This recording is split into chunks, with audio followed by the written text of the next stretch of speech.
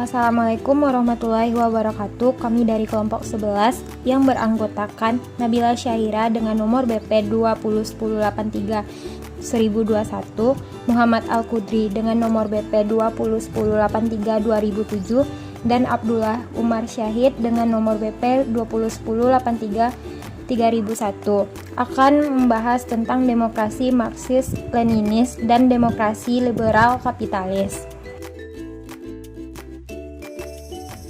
Sejarah gagasan demokrasi. Konsep demokrasi banyak konotasi makna, variatif, evolutif, dan dinamik. Demokrasi bermakna variatif karena sangat bersifat interpretatif.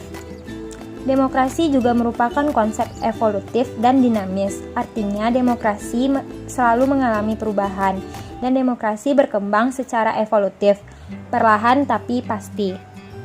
Montesquieu merumuskan trias politika dengan gagasan teori kontrak sosial. Yang pertama, kedaulatan negara bukanlah sesuatu yang taken for granted dan berasal dari Tuhan. Yang kedua, dunia dikuasai oleh hukum yang timbul dari alam yang mengandung prinsip-prinsip keadilan yang universal.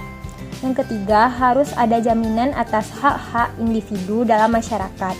Yang keempat, perlunya kontrol kekuasaan agar penguasa negara tidak melakukan penyalahgunaan kekuasaan. Kriteria dan dasar psikologis demokrasi. Suatu negara dapat dikatakan sebagai demokratis apabila memiliki kriteria berikut. 1. Empirisme rasional. Konsep ini merujuk pada keyakinan bahwa akal sehat, budi, atau nalar manusia sangat penting dijadikan dasar demokrasi.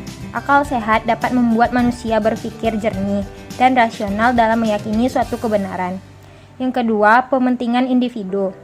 Kriteria ini sangat penting. Kriteria ini bisa dijadikan dasar untuk menentukan demokratis tidaknya suatu pemerintahan. Menurut kriteria ini, semua lembaga sosial dan politik diciptakan haruslah demi kepentingan individu. Yang ketiga, teori instrumental tentang negara. Menurut Ebenstein, negara pada dasarnya bersifat instrumental, seperti yang dirumuskan Plato, Aristoteles, hingga Marx. Tidak lebih dari sekedar alat politik untuk mencapai tujuan bersama manusia. Karena sifatnya yang demikian, negara tidak bisa mengubah sesuatu yang bersifat hakiki seperti mengubah yang jahat menjadi yang baik. Yang keempat, prinsip voluntarisme, atau bisa disebut dengan prinsip kesukarelaan. Dalam kegiatan sosial maupun politik haruslah diterapkan prinsip ini.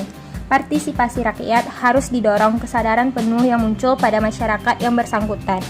Inisiatif harus muncul dari masyarakat dan bukan sesuatu yang dipaksakan dari luar. Yang kelima, pementingan cara atau prosedur dalam kehidupan demokratis. Prosedur dan cara dalam kehidupan demokratis didasarkan pada kesadaran bahwa tujuan tidak dapat dipisahkan dari cara atau alat yang digunakan. Karena itu prinsip negara. Cara merupakan alat belaka, karena itu negara demokratis menolak Machiavellianisme yang menghalalkan segala cara demi mencapai tujuan bersama. Selanjutnya, konsep hukum di balik hukum. Hubungan antara negara dengan masyarakat diatur oleh hukum, dan kedudukannya lebih tinggi dari hukum negara. Kedudukan hukum yang lebih tinggi bersumber dari kesepakatan mayoritas rakyat atau mereka yang di pemerintah. Musyawarah dan mufakat merupakan cara yang ditempuh oleh masyarakat demokratis dalam mempertahankan pandangan, keyakinan, dan kepentingan yang berbeda. Tidak ada pihak yang paling berkuasa menentukan keputusan, karena setiap individu memiliki andilnya masing-masing. Dan yang terakhir, persamaan azazi manusia.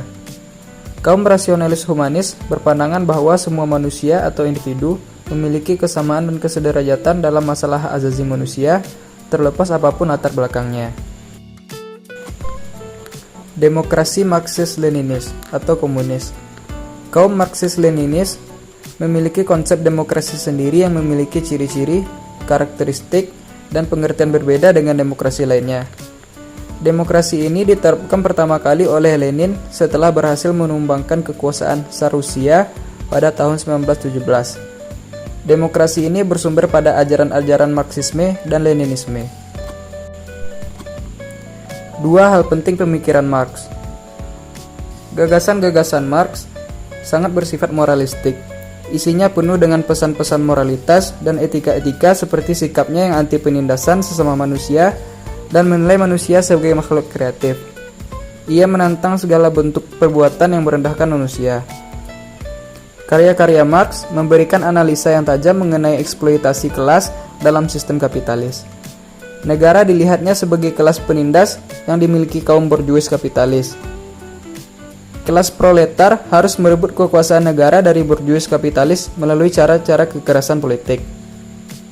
Marx yakin bahwa kelas proletariat akan memiliki kesadaran kelas sesama mereka dalam usaha merebut negara tersebut.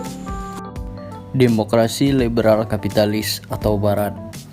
Demokrasi jenis ini adalah antitesis dari pemikiran demokrasi yang dianut komunis. Teori ini berpegang paham pada kebebasan individu atau individual freedom dengan alasan setiap manusia memiliki sifat yang rasional dan makhluk yang tidak dapat diprediksi. Demokrasi liberal dan kapitalis adalah satu arah, karena liberal cenderung mengikuti perkembangan. Bisa kita lihat sebagai contoh negara yang mencoba idealis seperti Korea Utara yang masih berprinsip dasar ideologi komunis atau Judge tidak bisa mengikuti perkembangan ekonomi karena dibatasi oleh Dewan PBB. Demokrasi liberal dan kapitalis mengadakan pasar bebas di tengah masyarakat multikultur dan memberikan hak sepenuhnya secara individu, dikarenakan kebijakan yang bersifat otoriter hanya akan membuat ekonomi terpusat yang diatur oleh pemerintah. Dampak negatifnya adalah kesenjangan sosial di antara masyarakat terlihat jelas.